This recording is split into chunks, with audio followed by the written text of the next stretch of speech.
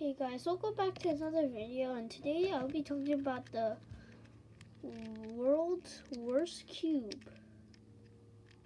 3x3. It's this one. Like, I already lost a piece because it's so loose. Like, every time you try to turn it, this is gonna happen.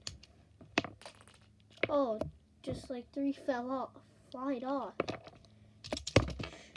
And then it's really hard to put back in. If you're speed solving with this, you're now bad solves, and I don't recommend it. Now this is all broken up again, and I have to put it back, which is really annoying. So, yeah.